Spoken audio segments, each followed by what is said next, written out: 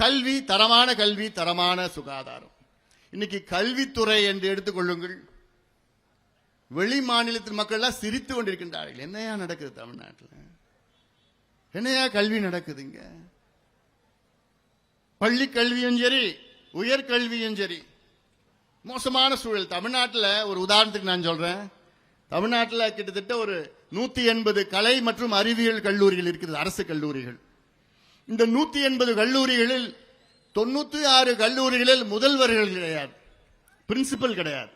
நினைச்சு பாருங்க, 180ல் 96 கல்லூரிகளில் முதல்வர்கள் கிடையாது. இந்த ஜூலை மாதம் முடிஞ்சுச்சுன்னா 100 கல்லூரி, இன்னும் 4 பேர் ரிட்டையர் ஆகுறாங்க இந்த மாசம்.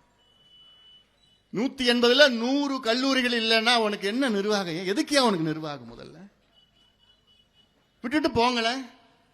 ஒரு கல்லூரியுடைய முதல்வரை கூட உன்னால நியமிக்க முடியலன்னா அப்புறம் எதுக்கு அவனுக்கு ஆட்சி? எதுக்கு அவனுக்கு நிர்வாகம்?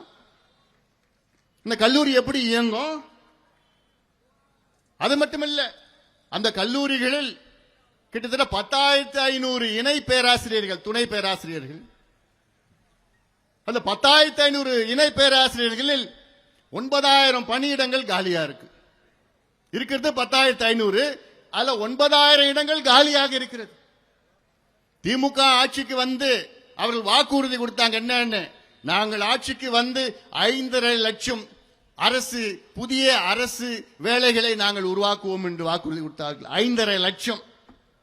இதுவரைக்கும் 44,000 அரசு வேலைகளை நியமனம் பண்ணிருக்கிறாங்க திமுக. 4.5 ஆண்டுகள் 44,000 தான்.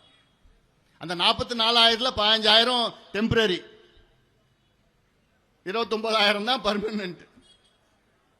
இப்படி பொய் வாக்குறுதிகளை கொடுத்து மக்களை ஏமாற்றுகின்ற திமுக ஆட்சி நிச்சயமாக வீட்டுக்கு அனுப்புகின்றோம். நான் மட்டும் சொல்லல, அனைத்து தரப்பு மக்களும் சொல்லிக் கொண்டிருக்கின்றார்கள். அனைத்து தரப்பு மக்களும். இன்னைக்கு தமிழ்நாட்டில் கிட்டத்தட்ட 1 லட்சம் வகுப்பறைகளில் ஒரு ஆசிரியர் கூட கிடையாது. 1 லட்சம் வகுப்பறைகளில் ஒரே ஒரு ஆசிரியர் கூட கிடையாது.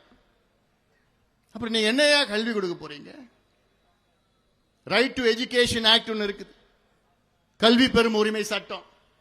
அதை நிறைவேற்றி கிட்டத்தட்ட 2-3 ஆண்டுகள் நிதி ஒதுக்கீடு செய்யல. அதில் அதனால 8 லட்சம் ஏழை மாணவர்கள் இன்னைக்கு பாதிக்கப்பட்டிருக்கின்றார்கள். 8 லட்சம் பேர்.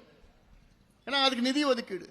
இப்படி எவ்வளோ ஒவ்வொரு துறையிலும் இவர்கள் செய்கின்ற அட்டூழியம் சாதாரண அட்டூழியம் கிடையாது.